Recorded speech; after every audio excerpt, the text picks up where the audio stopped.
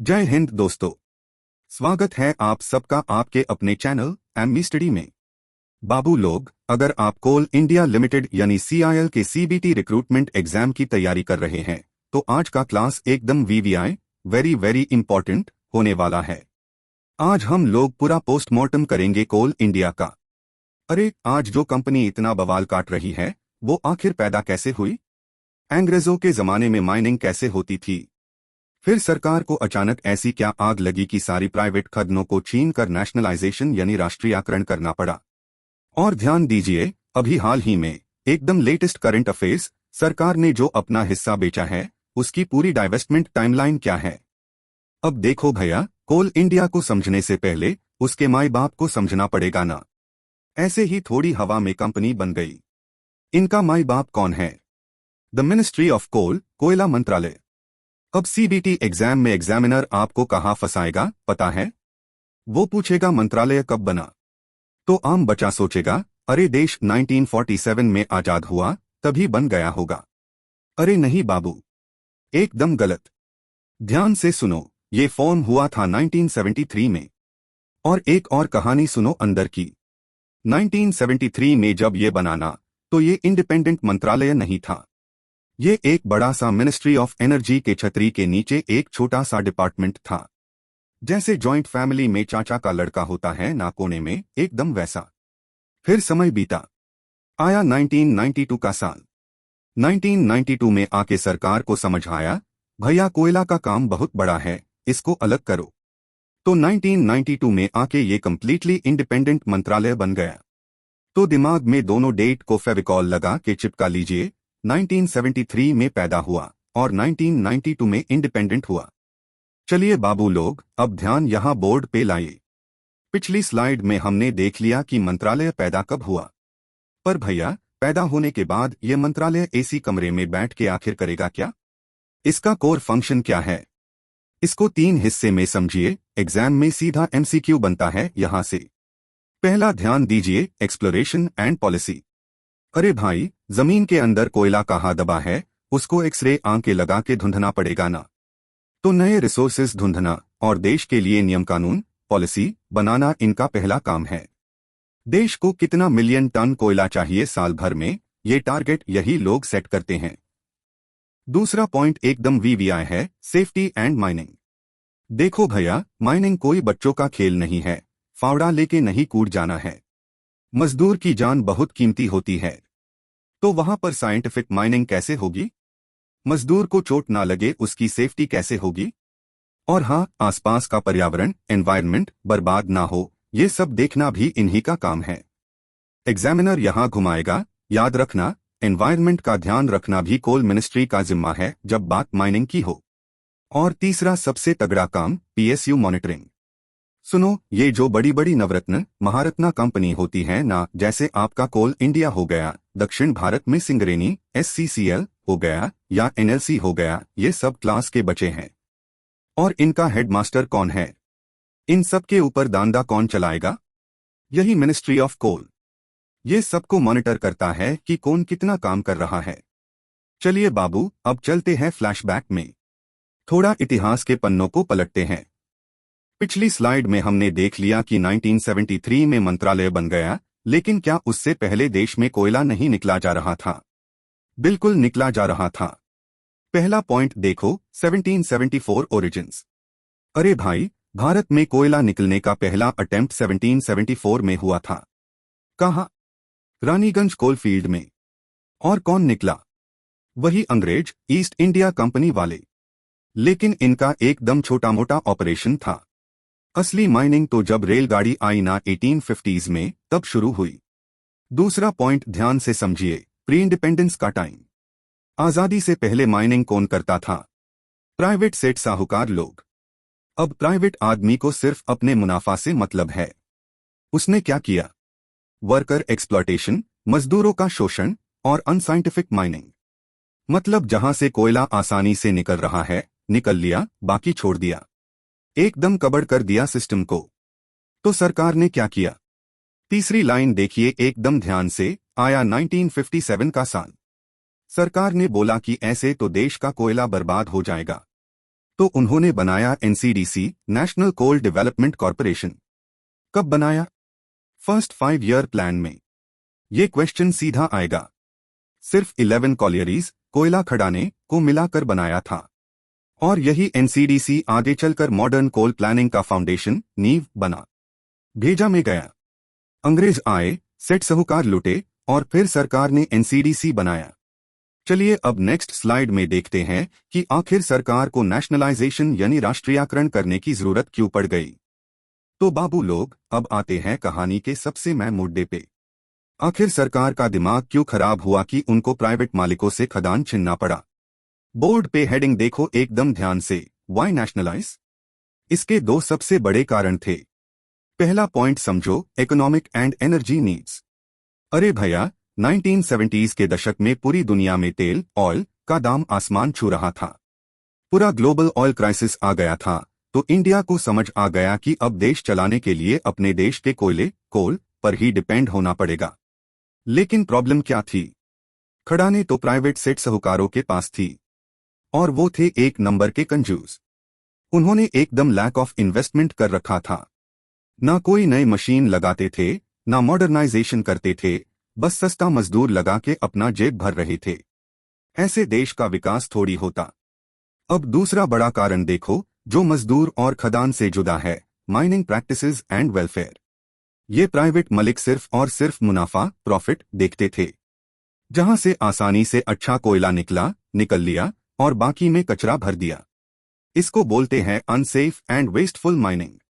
अरे भाई, कोयला राष्ट्रीय संपत्ति है, नेशनल रिजर्व। ऐसे कबड़ वेस्टेज थोड़ी करने देगी सरकार। और मजदूर की क्या हालत थी? एकदम नरक जैसी। लेबर एक्सप्लॉयटेशन अपने चरम पर था। मजदूरों को एकदम कम तनख्वाह, लो वेजेस मिलती थी, जान हथेली पे रख के खतरनाक खदनों में जाते थे और उनके रहने के लिए ना ठीक से घर था, ना बीमार पड़ने पर कोई दवाई, poor housing and health care. तो यही सब देख के सरकार गुस्से में आई और बोली, बहुत हुआ नाटक, अब खदान हमारा। और पूरा सिस्टम अपने हाथ में ले लिया। भेजा में सेट हुआ चारों पॉइंट। सीबीटी एग्जाम में यहां से ऑप्शन घुमाएगा, पर आपको सीधा टिक मरना है। अब बोर्ड पे हेडिंग देखो, नेशनलाइजेशन टाइमलाइन। सरकार ने आखिर इन खदनों पर कब्जा कैसे किया? अरे भाई, एक रात में जादू की छड़ी घूम के नहीं हुआ, इसका पूरा एक स्टेप बाय स्टेप सीक्वेंस है। और आपका सीबीटी एग्जाम में एग्जामिनर यही सीक्वेंस क्रोनोलॉजी में पूछ के फंसाएगा। ध्यान से सुनो। पहला फेज देखिए, अक्टूबर 1971 का टाइम था। सरकार ने सबसे पहले उस कोयले पे हाथ डाला जो स्टील बनाने के काम आता है, यानी कोकिंग कोल। इमरजेंसी प्रोविजन लगा के मैनेजमेंट अपने हाथ में दबोच लिया। और एफआईआर अगले साल में 1972 आते आते पूरा राष्ट्रीयकरण, नेशनलाइजेशन कंप्लीट करके एक नई कंपनी पैदा कर दी, भारत कोकिंग कोल लिमिटेड यानी बीसीसीएल। एग्जाम में पूछेगा, पहली nationalised company for coking coal. सीधा बीसीसीएल पे गोला मरना। दूसरा फेज ध्यान दीजिए, कोकिंग कोल तो ले लिया, अब बारी थी आम कोयले की जिसे देश की बिजली बनती है, यानी नॉन कोकिंग कोल। जनवरी 1973 में सरकार ने एक ही झटके में 711 नॉन कोकिंग खदनों, माइंस को ओवरटेक कर लिया। बवाल मैक गया मार्केट में। और इन सबको कंट्रोल करने के लिए क्या बनाया? एक नई छतरी बनाई, सीमल कोल माइंस अथॉरिटी लिमिटेड। और अब आखिरी धमाका देखो, अब सरकार के पास एक तरफ बीसीसीएल हो गया, दूसरी तरफ सीमल हो गया। तो सरकार का दिमाग खुला, बोली, अरे यार, इन सबको अलग अलग छूट-पुट क्यों चलना? एक बड़ी होल्डिंग कंपनी बनाओ ना, जो सबको ऊपर से हैंडल करे। तो आखिरकार नवंबर 1975 में फॉर्मल तरीके से स्थापना हुई अपनी सुपरस्टार कंपनी की, कोल इंडिया लिमिटेड, सीआईएल। तो टाइमलाइन एकदम दिमाग में फेविक्विक से छाप लो। 1971 to 72 में बीसीसीएल, 1973 में सीमल और 1975 में अपना सीआईएल। तो बाबू लोग, पिछली स्लाइड में सीआईएल तो बन गया, लेकिन क्या ये कोई छोटी मोटी पानवाड़ी की दुकान है? अरे नहीं। बोर्ड पे देखो, कॉर्पोरेट स्ट्रक्चर। ये एक ग्लोबल माइनिंग जायंट है। पूरा देश साल भर में जितना कोयला जलता है ना, उसका 80% से ज्यादा अकेले ये अपना कोल इंडिया निकलता है। सोचो कितना बड़ा बवाल है। और इसी विशाल आकार के कारण सरकार ने इसको महारत्ना और शेड्यूल ए का ताज पहनाया है। अब ध्यान से सुनो, सीआईएल अकेले पूरा देश नहीं घूमता। इसने काम बांटने के लिए अपने 8 छोटे छोटे बच्चे पैदा किए हैं, जिनको हम कोर सब्सिडरीज बोलते हैं। सीबीटी एग्जाम में सबसे ज्यादा छलावा यही से होता है। इन 8 में से 7 सब्सिडरीज जैसे ईसीएल, बीसीसीएल, सीसीएल सीधा जमी खोद के कोयला निकलती है। लेकिन ध्यान देना, जो आखिरी सब्सिडरी है सीएमपीडीआई, ये कोयला नहीं निकलता। ये इनका दिमाग है, ये सिर्फ प्लानिंग और टेक्निकल कंसल्टेंसी का काम करता है। एग्जामिनर हमेशा यही पूछेगा, सीआईएल की टेक्निकल सब्सिडरी कौन सी है? तो दिमाग में एकदम फेविक्विक से सेट रखना, सीएमपीडीआई। बाकी 7 मजदूरी करती है और सीएमपीडीआई प्लान बनती है। एकदम शॉर्ट और क्रिस्पी। भेजा में घुसा।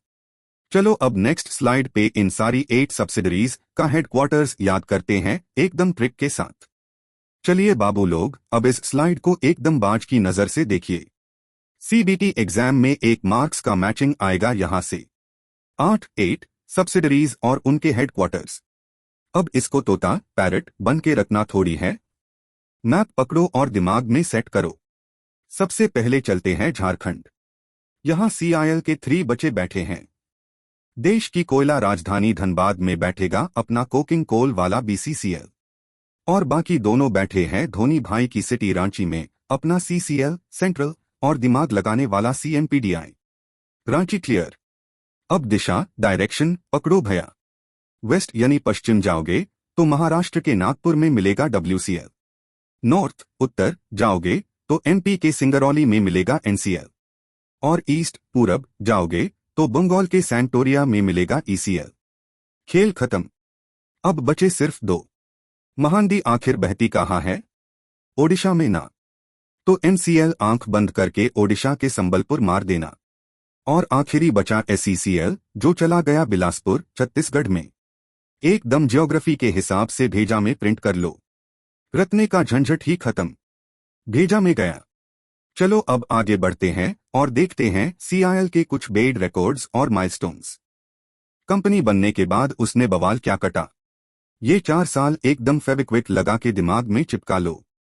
सबसे पहले साल 2010 अक्टूबर के महीने में कोल इंडिया ने अपना आईपीओ लाया और पब्लिक ऐसी टूट के पड़ी कि आईपीओ 15.3 टाइम्स ओवर सब्सक्राइब हो गया।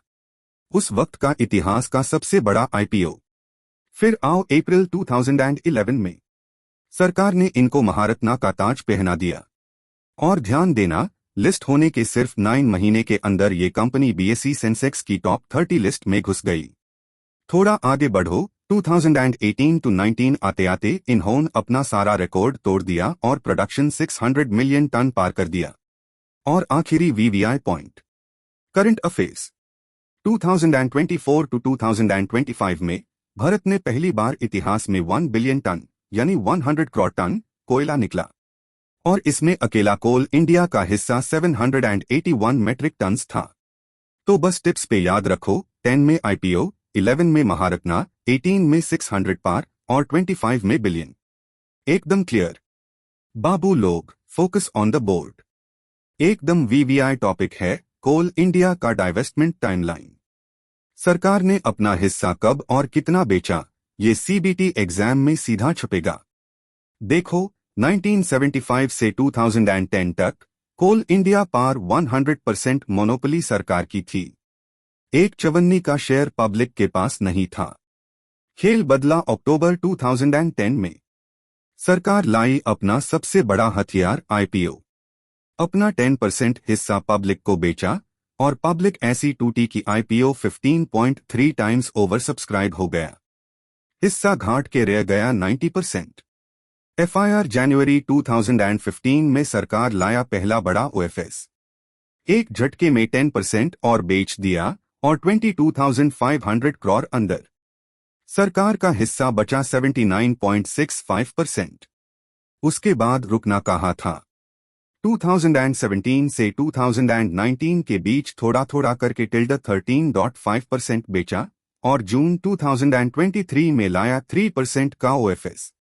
सरकार आ गई 63.13% पर। अब आओ करंट अफेयर्स पे, एकदम ताजा खबर मई 2026।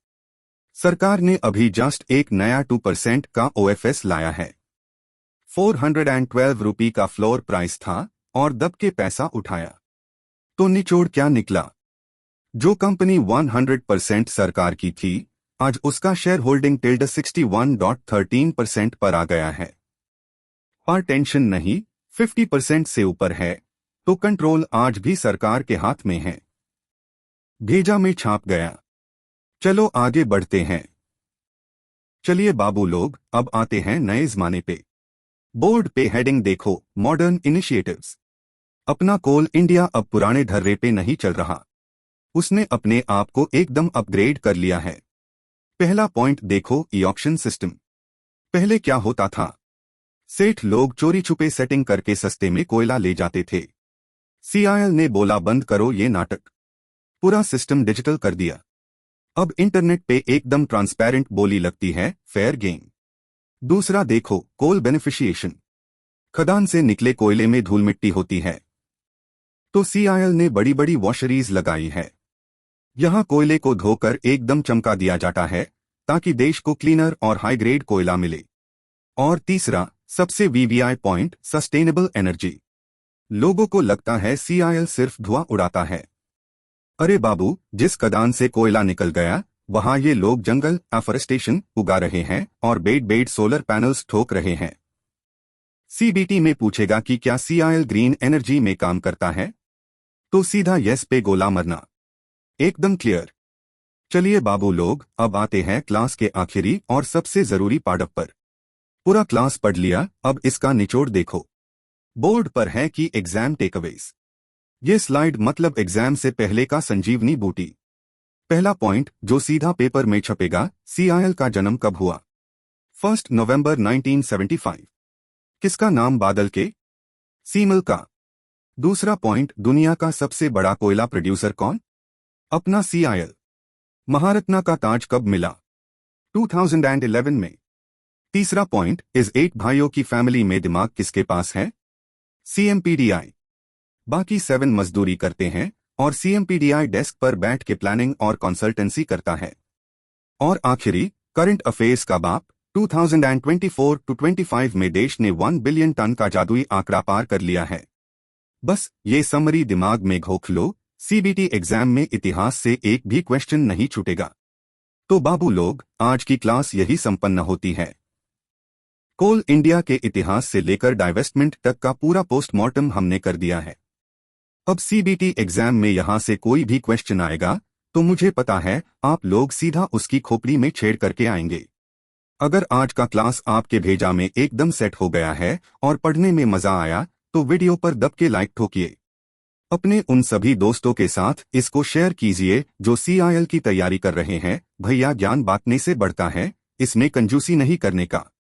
और हाँ, अगर इस चैनल पर नए आए हैं तो अपने इस एमई स्टडी परिवार से जुड़ने के लिए वो लाल वाला सब्सक्राइब बटन जल्दी से दबा लीजिए और बगल वाली घंटी, बेल आइकन जरूर बाजा देना ताकि अगली तगड़ी मास्टर क्लास का नोटिफिकेशन सीधा आपके फोन पे बजे। तैयारी एकदम जोश में रखिए, रुकना नहीं है।